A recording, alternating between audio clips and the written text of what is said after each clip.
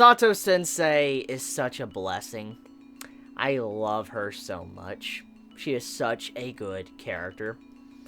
The first half of the episode, I was just smiling.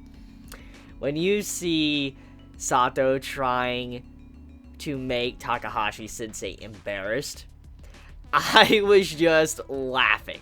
Because there were so many good segments there that was just making me really entertained and just feeling good and enjoying the moment. Because the episode starts off with something honestly completely unexpected, showing us Satou-sensei just acting very lewd. She's like, what are you doing with that chalk and all that? And you just hear these lewd sounds coming from her. I'm like, whoa, whoa, whoa, what's going on here? So, I mean, just the beginning started off very interesting with Satou-sensei. But then it developed into something very interesting when it came to the conversation between her and her father, pretty much like the father figure in her life. And that father, okay, that cop, that detective, I really love what type of character he is. For instance, what type of role he plays when it comes to Satou-sensei, and how he encourages her to go for the person she loves. That was such a very sweet moment. It was like a father trying to give support to his daughter, like, hey, you need to go for him and all that. You know, you need to, stand out, use your succubus powers to, get him and all that. And the way he was coaching Satou-sensei and trying to help her out, I'm like, yo, this is just so cute, and she's just getting all happy and all that, like she can do it, and when she finally gets there to make some form of reaction out of, Takahashi-sensei, that scene was probably one of my favorite moments of the episode, just because of the way at first it seemed like nothing was really gonna happen. Like, it seemed like he was able to, keep it under control. Takahashi-sensei had, like, just this stone-cold iron face, and he's just like, like he just has his eyes closed and stuff as he's like, holy crap, she looks sexy and all that, as he sees her with a little bit of clothes off, and then he's like, okay, I'm gonna have to look at, her forehead, I've gotta look above her eyes and all that, and as soon as he looks at, like, the part of her hair, he's like, holy crap, like, her hair looks so silky and soft. I'm like, yo, it's so funny. Like, it's straight funny just seeing the way the man was just trying to control his emotions. He's like, I feel like a teenager and all that. And as it continued on with the conversation, this man went straight into, like, just talking about Demis and stuff. He's like, holy crap, this is interesting. And then, once all that was done, after both of these two were having a good time, fucking Satou-sensei tries to zip up her jacket. And as she's zipping it up, her jacket zipper gets stuck on her opie. And I'm like, oh. Like, when you just see that bounce, I'm like, oh shit. Like, that's straight up gonna have an effect on this man. And then as soon as she's doing that, trying to get it, she looks over at Takahashi-sensei. And this man's like, man, like, yo. Like, that shit was fucking great. Like, the man could not take it. And man couldn't take it anymore. This man had a strong will, a strong iron will the past couple episodes, but when it came to that jiggle, he just could not stop himself any longer. He just gave up. Like, you just saw the way he acted. He's like, I can't. And his face, the embarrassment on his face, when Satou-sensei saw that, I was just laughing. Like, holy crap. The way her face, she's just in shock, because she never saw that face before. But then, once it went over to him, she's like, later on, she's like, oh, I like that face and all that. She got what she wanted. I think it was nice to do these type of things. I'm like, that was funny. That was just a very good moment. And once again, I gotta say, Demi-chan is such a good series. I love it. I know some might look at this series and say it's boring or whatever, because honestly, it's just a slice of life show with characters talking and having fun. That's really all it's about.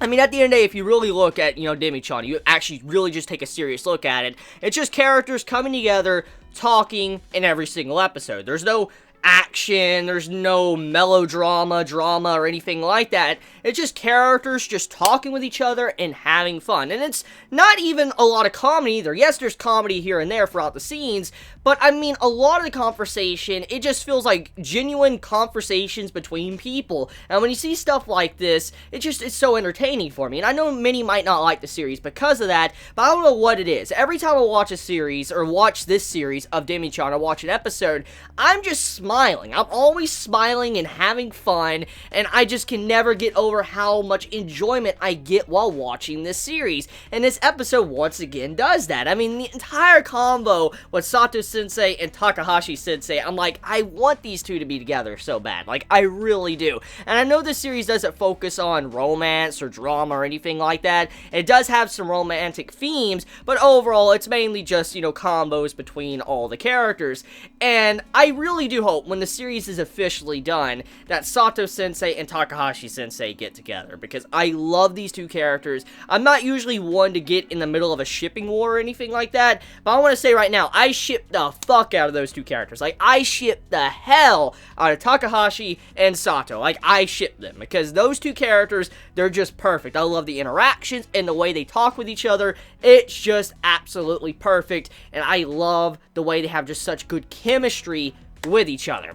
Now, besides that, the second half of the episode focuses on the summer heat and Yuki. And to start off the second segment, we have Yuki making an exchange with Satou-sensei with manga volumes. And I'm like, is this straight up like a drug deal or something? Like, when you saw these two exchanging and you just see them pull up a bag and all that instead of when they exchange bags, I'm like, this looks like a straight up drug deal or something, like you would see from a TV show. I'm like, what the hell? Like, are you serious? Like, you're that embarrassed to let anyone know you're in the manga? You're just having like a drug deal going on right here. Just a sensei and then a student just passing over bags. I'm like, oh my god.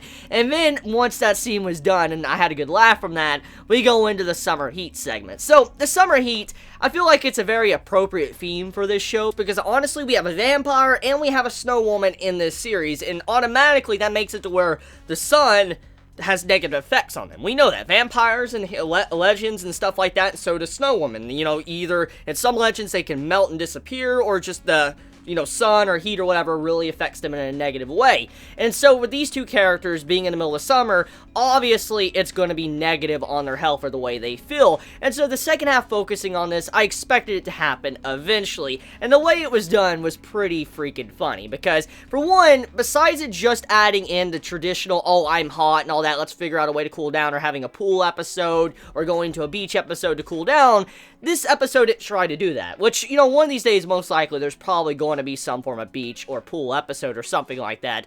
But for now, though, instead of doing the traditional cliche route, this episode decided to focus on Yuki and how she could possibly cool the entire environment around her, which does make sense, and it fits with the core theme of what Demi-chan is about. Because, once again, one of the big points about this, besides just interactions between the characters, is also getting to see these different demi-humans just dived into and see kind of how they're different from what we normally see from other shows or manga. And that's what we're getting here. Yuki's like, okay, I know I can make the air around me a little bit colder when I have negative emotions. Is there any way I can control my powers to make the environment around me cold? Because honestly, it doesn't make any sense how I'm always overheating and burning up and all that in the middle of the summer, when I could obviously, if I felt sad or something, I could make the entire air around me cold, and I would be completely fine. And it does make sense. Honestly, if you're having a rough time in summer or whatever, and, it feels really bad, and you're like a snow woman or something, and you can make air cold and have, cold sweat and stuff that, turns to ice,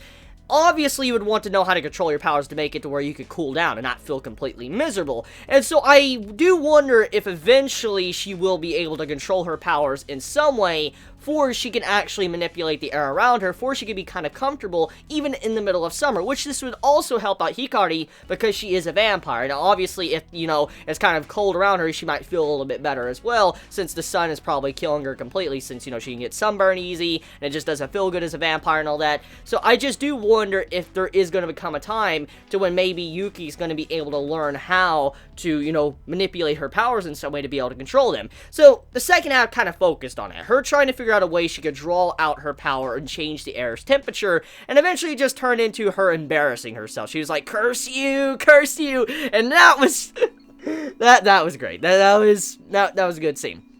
But it turned into a moment to where Yuki got embarrassed because she was doing something very embarrassing, and that's kind of what turned the water into somewhat of ice. And so because of that, it's something also we need to factor in. As she feels embarrassed, obviously the temperature around her would probably feel a lot colder as well. So one of these days, maybe she might figure out a way to, bring out like artificial emotions or whatever to be able to manipulate it, but we'll have to see where that goes. But overall, it was a very sweet episode, and it stuck to the formula of Demi-chan. fun, trying to dive into each individual Demis and their traits about them, and also keeping it to the comedy and character interactions we know and love from the series thus far. So let me know your thoughts in the comments below. I love you all so much. You have a wonderful day or night wherever you live. Please be safe.